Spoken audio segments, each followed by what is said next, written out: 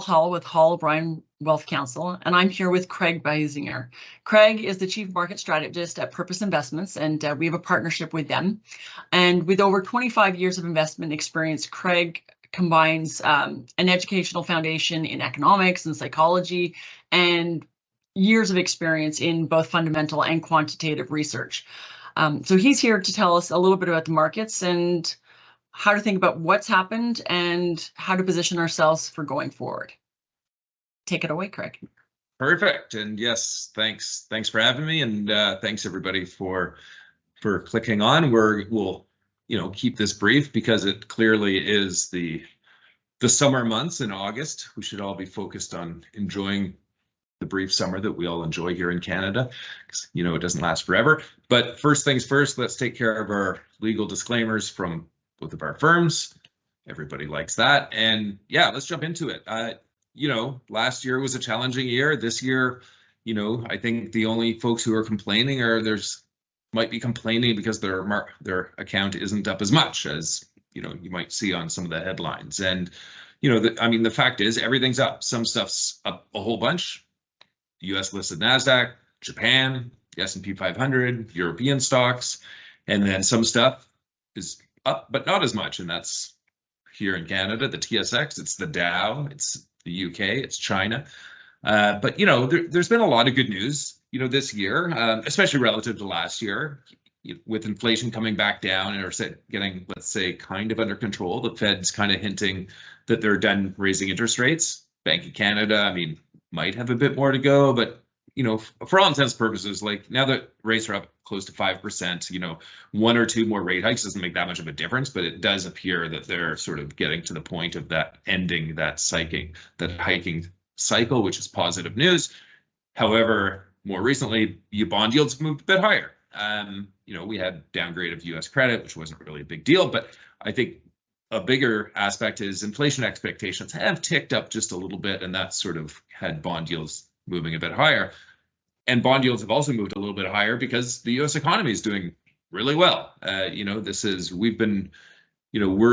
continue to be in the more cautious camp, especially for the global economy, and the US economy does continue to sort of chug along at a pretty good pace and showing to be much more resilient than I think most people had expected. But, I would also point out, if you look at sort of manufacturing sectors, even in the US and globally, and then global trade, like those are actually kind of flashing recessionary kind of behavior. So it's not just the equity markets that have had this big divergence in performance. It's also the economy that's had this big divergence in where there's, where it's healthier and where it's not so healthy. And then, of course, we have earnings, we're in the middle of earnings season now, so it'll be wrapping up probably by the time you watch this. But, it's been a decent earnings season, but we are starting to see more signs of, revisions coming down in the future. And again, you put all that together, still a little bit more cautious, but clearly I think we have to give hats off to whatever this rally this year is. If it's a bounce off of last year's pain, so be it, or if it's the start of something new,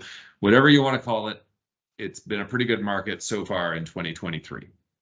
So you often prepare the market cycle chart and graph that sort of you monitor to see whether we're getting to a danger zone of that terrible word recession. And it's come up significantly compared to where we were in last fall into the winter.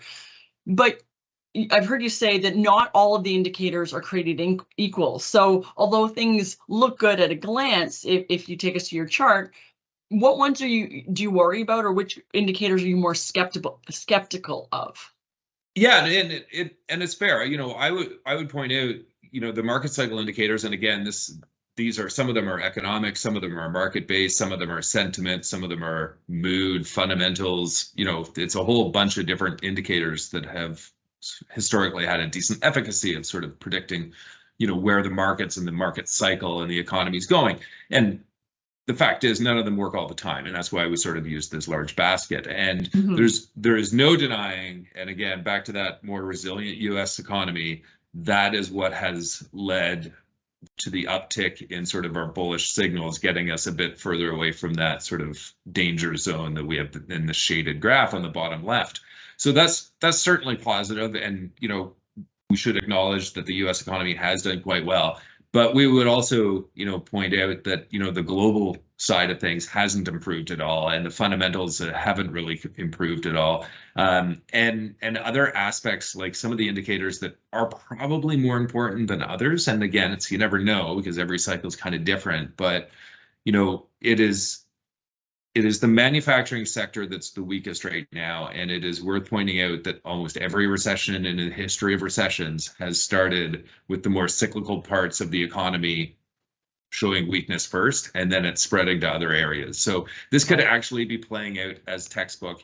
And from our perspective, and maybe it's wrong, maybe the manufacturing is going to recover, but these are some of our sort of historically some of the more reliable indicators, and they're all these are all long-term charts going back to the 60s or 70s, so one of them back to the 50s, and the shaded bars on each of these charts is when there's been a recession in the US. And so this is just a basket of what I would call pretty reliable historical indicators, and the one on the top left is leading indicators. It is pretty strongly negative. And as you can see, when it's been down in these areas, and it's the black line, there's usually been one of those gray bars associated with it, or at least nearby. The one on the top right is the Fed's recession models. There's New York Fed and Cleveland Fed. Again, both those lines, their models are actually clearly quite similar, but both of those are up sort of north of 50%, which is pretty historically high. That has also coincided with one of those shaded bars most often. And then there's the yield curve on the bottom left. And again, this one has been quite reliable historically, especially predominantly in the US. And sometimes it's 6 months and sometimes it's 12 months early, but it's been a pretty good one when that aqua line gets below zero, meaning the yield curve has inverted, meaning shorter yields are higher than longer yields. There's usually been one of those gray bars nearby. So, and the one on the bottom right is sort of just the market itself. The market kind of does try and predict the economy as well. That one's recovered a fair bit, but I think time will tell. So not saying that any of this writes our view in stone, but it's predominantly based on these that we have sort of a defensive tilt in most of our sort of portfolios. And the reason being is that we're still in the market. So even though a bit of a defensive tilt, like we've all done well this year, like we're up high single digits year to date, which is kind of nice.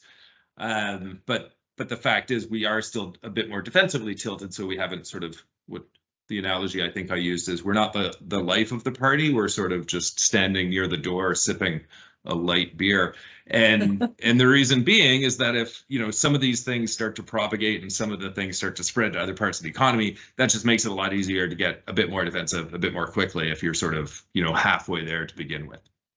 But you are leaning into prefs at the moment. I'm thinking because of the current valuations, but prefs haven't always behaved the way they're expected to. So what are you monitoring as a signal to end this, which I think is a tactical play? Yeah, 100%. So, I mean, preferred shares are, so this is a sort of a sub asset class of, most people put it in sort of the bonds or fixed income component, but it has some equity-like characteristics as well. It has kind of sometimes volatility like equities, but obviously has some pretty attractive yield and income and well-taxed income at that. So, and you're right. And to be honest, this asset class has been going through a bit of a, I would say almost a demise. Like more and more companies have been redeeming their preferred shares and not issuing new ones. And that's caused it sort of to be a shrinking asset class, which doesn't sound all that exciting, clearly. But the neat thing is if the price gets right enough, it starts to quickly compensate you for taking on potential risk. That's of course the trade-off in the market, risk versus return. And what we found is that there was steady outflows from this asset class for the last year and a half as more and more people pulled money out of prefs, and it was a shrinking asset class. And that's just created this environment where we think the valuations in this space have gone probably too far, because many institutions and individual investors have sort of just forgotten about it and put it in the rear view. And when we're looking at some of the yields now that are in the 7-8%, and if you look at sort of some of the rate resets, it actually gets you a bit higher. You start looking at, and plus the preferential tax treatment, you start looking at a pretty attractive yield on it. So we just think the market's kind of overreacted too far in one direction, and we think it's a bit of an opportunistic trade for us on the income side. So what signal would you look for to end, like, to get out? Yeah, I mean, I think ideally, if you had some of the prefs in whatever vehicle you're using get called, and you get sort of a price pop because of that.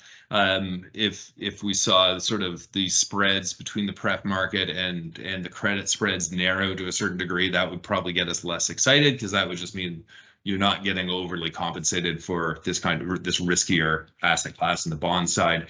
Those would probably be the two potential drivers that would get us, to flip back out of them.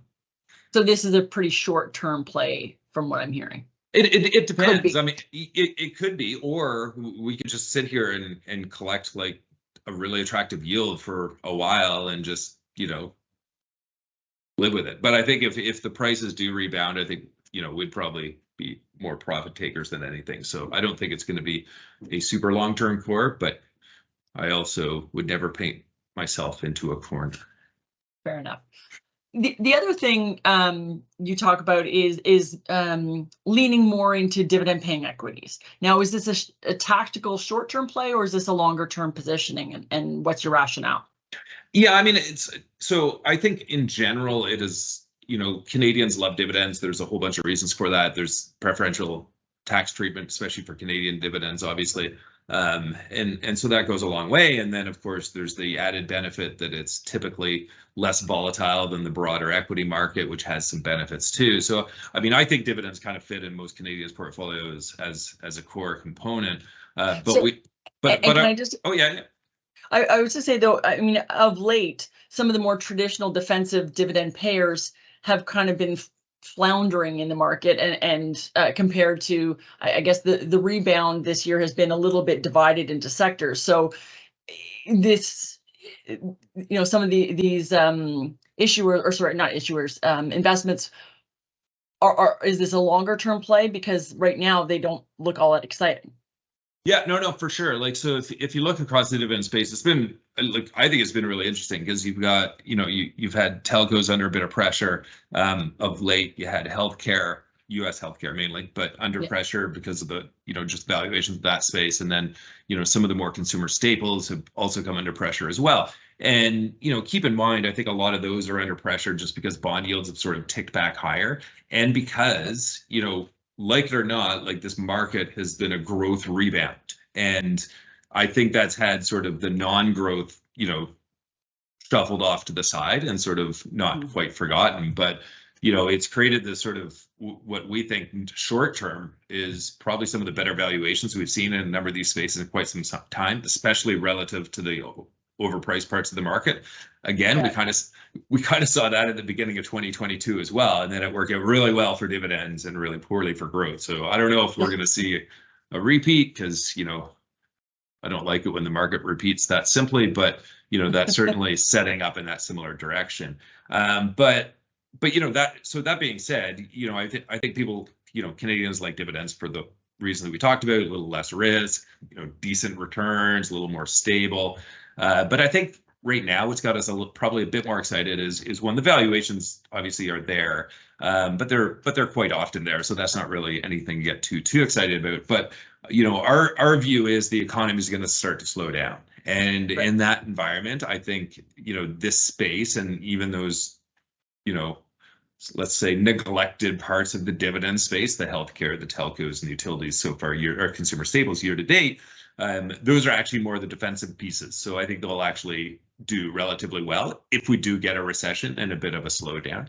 And the other aspect that we've been sort of talking dividends more and more is we're talking more and more about inflation. And again, we think inflation is coming back down, but there's no question that this last bout of inflation over the last couple of years, and maybe it's not quite over, time will tell, but it has gotten people more and more thinking about, like, what is the impact on my financial plan of longer term inflation, and what if it does run hotter, and what does that mean for my decumulation years and my spending, and will I be able to vacation as much? All those kind of important questions. Yes. And one of the aspects is that there's ways to help protect a portfolio from inflation, and one of them historically has been dividend paying companies, because the dividend paying companies again, they pay dividends out of nominal earnings and nominal costs, which means that when inflation is around, those nominal earnings tend to go up as well. And so that nominal dividend tends to go up as well, or even better. And so, the dividend space has just had a good history of outpacing inflation and providing, some inflation protection in a portfolio. Sounds good. Well, thanks for giving us some positive news. It's funny. I think even when markets have been good, there's always so much concern about, well, is it going to last, and what should we be worrying about? And I always like our conversations because, with your interest in psychology and behavior, you help us manage that and think about how to be a little bit more rational in how we're developing portfolios and thinking about how to invest. Sounds good. I'm glad to help. It's a never-ending education for all of us, this whole investment journey and life in general, I suppose. That is true. Well, thank you very much, Craig. I look forward to the next time. Thanks, everybody.